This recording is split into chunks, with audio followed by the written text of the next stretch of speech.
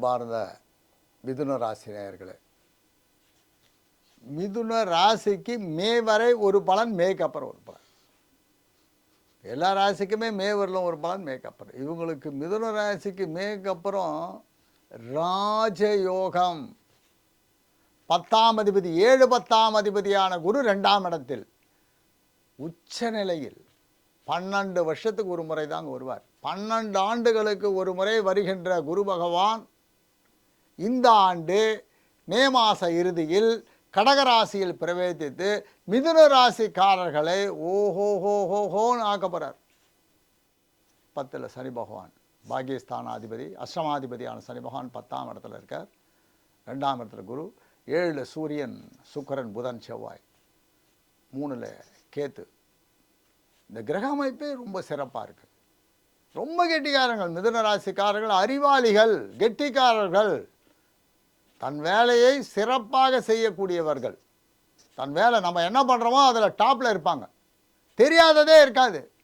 இதுதான் ஒரு பெரிய லக்கு. மிதுன ராசிக்கு அதிபதி புதன். புதன் புத்தி.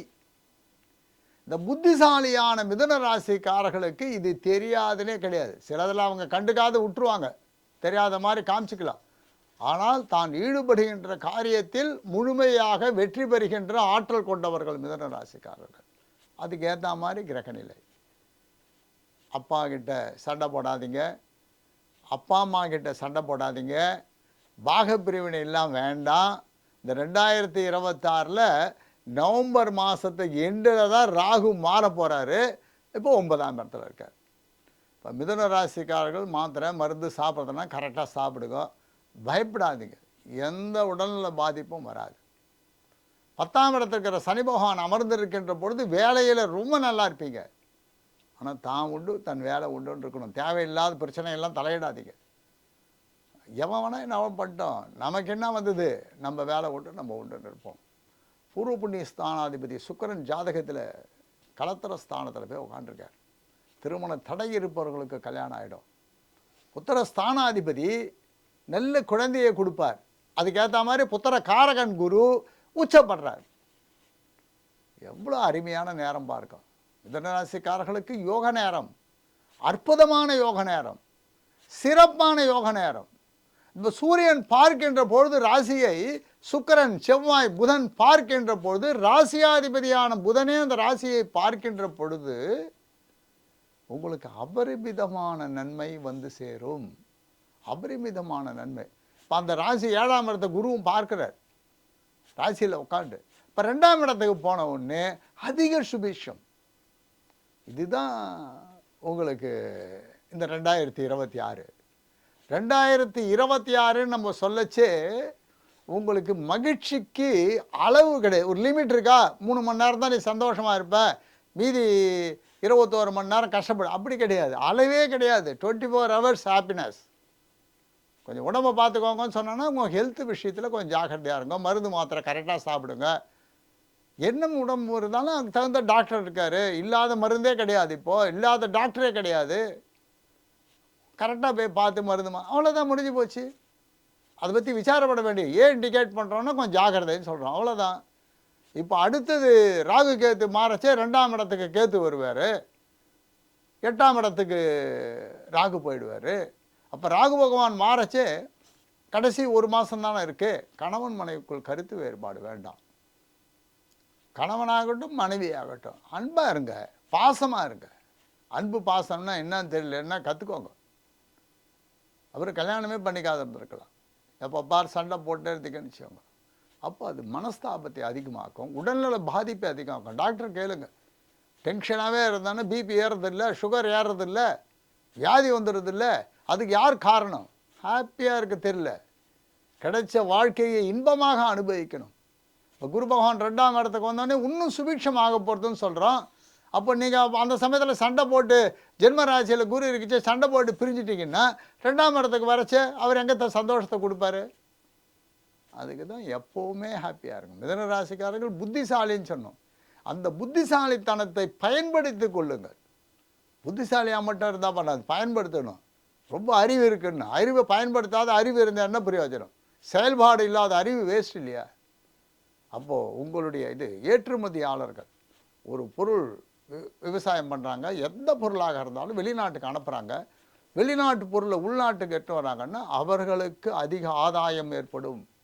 அதிக ஆதாயம் ஏற்படும். மிதுன ராசிக்கார டாக்டர்களாக இருப்பார்களே, சைல்டு ஸ்பெஷலிஸ்டாக எந்த டாக்டராக இருந்தாலும் அந்த டாக்டருக்கு மரியாதை, மக்களிடம் அவருக்கு பேர் புகழ் கிடைக்கும். மக்களிடம் பேர் புகழ். அப்படிப்பட்ட ஒரு மருத்துவராக, சிறப்பான மருத்துவராக இருப்பார். படிக்கின்ற மாணவர்கள் ரொம்ப பிரமாதமாக இருப்பாங்க, நல்லா படித்து புத்திசாலியாக இருப்பாங்க. ஏனென்றால் 4ஆம் இடம் கன்னி, அவரும் புதன். ராசியாதிபதி புதன் மாதிரி உயர்கல்விக்கானவரும் புதன். வீடு வாசல், சொந்த வீடு வாங்குகிற யோகம் இருக்கும். சொந்த வீடு, சொந்த நிலம், நகை நட்டு, எவ்வளோ அற்புதமான நேரம். இந்த குரு நீங்கள் விட்டுட்டிங்கன்னா திரும்ப 12 வருஷம் கழிச்சு தான் நாங்கள் வருவார். ஒரு வருஷம்தான் நாங்கள் இருப்பார். அதுலேயும் அக்டோபர் மாதத்தில் சிம்மராசி வேறு போயிட போகிறாரு. இப்போ யோசித்து பாருங்கள். ரொம்ப ஷார்ட்டாக சொல்கிறோம். இருக்குச்சே பயன்படுத்திக்கணும், இருக்குச்சே ஜாலியாக இருந்துடணும், இருக்குச்சே சந்தோஷமாக இருந்துடணும்.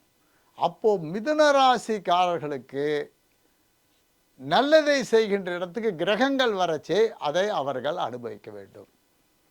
வீட்டு பக்கத்தில் பெருமாள் கோயில் இருக்கும், எந்த பெருமாளாக இருந்தாலும் பரவாயில்ல. புதன்கிழமைன்னு இல்லை, என்றைக்கு வேணால் போங்க, ஒரு கும்பிடு. மாதத்தில் ஒரு நாள் ஒரு அர்ச்சனை பண்ணுங்க.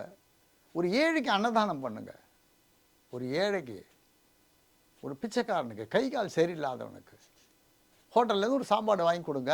100 ரூபாய் சாப்பாடு. வாரத்தில் ஒரு நாள், ரொம்ப கஷ்டமாக இருந்தால் மாதத்தில் ஒரு நாள். 12 மாதம் கொடுக்க போகிறீங்களா, இல்லை வாரம் கொடுங்க.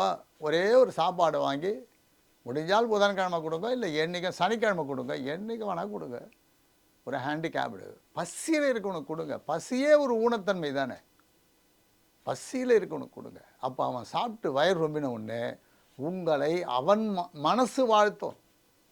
அந்த மனசு வாழ்த்தச்சே உங்களுடைய பாவங்கள் போய்விடும், கஷ்டங்கள் போய்விடும். அப்பா, குடும்பத்தில் இருக்கவங்க எல்லாருக்கும் நன்மை. நீங்கள் ஒரு ஆள் செய்கிறதுனால என்ன நன்மை? குடும்பத்தில் இருக்கவங்க எல்லாருக்கும் நன்மை. குடும்பத்தில் பசங்க நல்லாயிடும், ஒய்ஃப் நல்லாயிடுவான், அப்பா அம்மா நல்லாயிடுவான், அண்ணன் தம்பி நல்லாயிடுவான். வேறு என்ன? இதை விட வேறு என்ன வேணும்? இப்போ புரியுதா உங்களுக்கு மிதுன ராசி எவ்வளோ நல்லா இருக்குன்னு சொல்கிறோம்?